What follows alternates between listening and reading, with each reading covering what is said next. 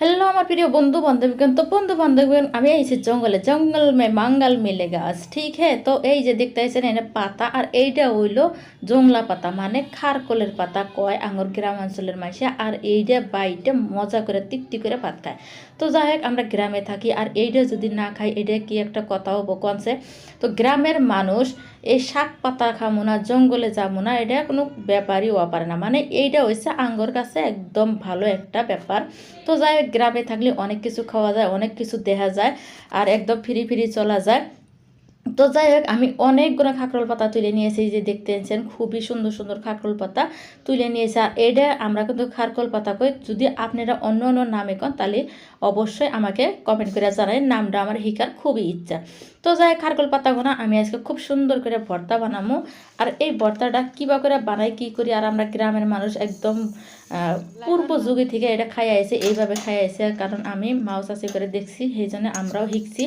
তো যাই হোক, প্রথমে নিলাম এই যে কালো জিরা খাইতে ভালো, দেখতে কিন্তু কালো। তো যাই হোক, কালো জিরাগুলো অল্প ভাইজা নিলাম, তারপরে যে দিয়ে দিলাম সামান্য পরিমাণে সর্ষের তেল। তো সর্ষের তেলগুলো বেশি হয়ে গেল গা, আরও কিছু কম দেওয়া লাগছিল। দিয়ে দিলাম কুতুটি মরিচ, শুকনা মরিচ। আর এই যে শুকনা মরিচগুলো গোটাগুটি করে নাড়াচাড়া করতেছি, আর যখন গোটাগুটি করে কালা কালো হয়ে যাব তখন এটা মানে ভাজা হয়ে গেলো। তারপর দিয়ে দিলাম আবারও কিছু কাঁচামরিচ, তারপর দিয়ে দিলাম কিছু রসুন, বুঝছেন। তো এনে দিয়ে আবারও কিছুক্ষণ নাড়াচাড়া করবো, মানে এনে ভালো করে ভাইজা নেবো। মরিচ রসুনগুলো ভাজা হয়ে গেছে গা, এখন ওই অবস্থায় দিয়ে দিলাম আমি খারকোল পাতাগুনা ধুইয়া পরিষ্কার করে নিয়ে আসলাম, ওই খারকোল পাতাগুনা দিয়ে দিলাম। আমি কিন্তু ধুইয়া নিছি, আপনারা আবার ফের ধোয়া ছাড়া খাইয়েন না, বুঝছেন। তো ধুইয়া টুইয়া পরিষ্কার করে নিয়ে নাড়বো, তারপরে যে করে নাড়াচাড়া করা নাড়বো, একটা একটা করে নাড়াচাড়া করা নাড়বো। একটা একটা না, অনেকক্ষণ সময় নিয়ে নাড়াচাড়া করে নিয়েছি, কারণ এটা কিন্তু চুলকানির একটা বেমার, বুঝছেন। এই যে কচুর পাতা যেরকম চুলকি করে, এটাও কিন্তু তাল পাইলি ধরে। তো যাই হোক, এটাকে ধরার চান্স দেওয়া যাবে না, এই জন্য আমি অনেকক্ষণ সময় নিয়ে এই যে গোটাগুটি করে নাড়াচাড়া করে একদম জর্জরা হুকনা হুকনা করে ভাইজা নিলাম। তো যাই হোক, একদম পানি দিয়ে ভাজি নাই, তেলের মধ্যেই দিয়ে ভাজছি, খাতে খুবই স্বাদ লাগবো, তার জন্য ওই যে ভাজা হয়ে গেছে গা। এখন এটা আমি ভর্তা বানাবো। গ্রামের মানুষ পাড়ার মধ্যে ভর্তা বানায় ভাত খাবো না, এটা কি কোনো কথা হইলো কনসে।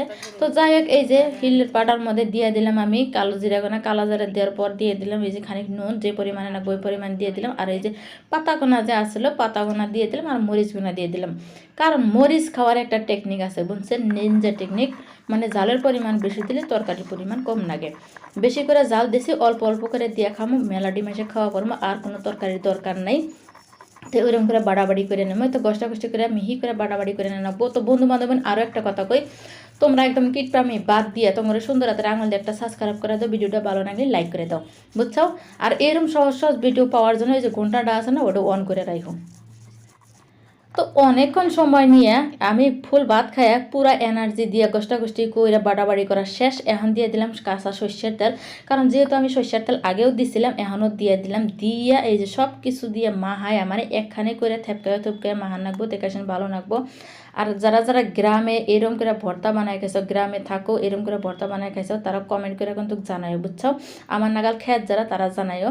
তো যাই হোক, এই যে দেখতেছো কত সুন্দর একটা ভর্তা হয়ে গেল না, এটা দিয়ে এক থালা ভাত খাওয়া যাবো। আর এই যে আমরা হয়েছি মহা কিপটা, বুঝছো, আমার নাগাল কিপটা কেরা কেরা আসাও। তো যাই হোক, ওই যে পাটার মধ্যে ইটু ইটু বাইজা আছে না, ওইটা কিসের নিগাল ফালা দেবো। কারণ অনেক কষ্ট করে আমি বাড়াবাড়ি করছি, অনেক কষ্ট মেহনত করে এই যে আমি ভর্তাটা বানাইছি। তো পাটার মধ্যে ভাত দিয়ে যে হানি ভর্তা আছে ডইলা মইলা এইটা ভাত খামো, বুঝছো। আর এরম করে কেরা কেরা পাড়ায় মাহা ভাত খাও, তোমরা কিন্তু জানাইও, জানার পারো। তো এই যে এই ভাতটা খাওয়া কিন্তু খুবই স্বাদ লাগে, আমার কাছে তো খুবই ভালো লাগে। আর এটা কিন্তু দুইটা একটা পদ আছে, মানে একটা হইলো কিপটামি আর একটা হইলো ভালো লাগা। তো যাই হোক, আমি এই যে দলা পাকায় নিতেছি, আমিও খামো, আমি আর পাশে আরও দুই একটা আছে ছেদর মেদর, ওইদিকেও খিলামো। তো যাই হোক, এরম করে ভাত খাওয়াটা খুবই ভালো লাগে আমার কাছে। তো বন্ধু বান্ধবীগণ, ভর্তাটা কিন্তু বানান সম্পূর্ণ হয়ে গেছে, এই যে দেখতেছো কত সুন্দর একটা ভর্তা হয়ে গেছে না। আর এরম সহজ করে ভর্তা বানায়া খায়ও, আর আমাকে কমেন্ট করে জানায়। আজকের মতো বিদায় নিতেছি, আবার আসবো কোনো নতুন রেসিপি নিয়ে। ততটা তোমরা সুস্থ থাকো, ভালো থাকো, আমার পাশে থাকো সব সময়।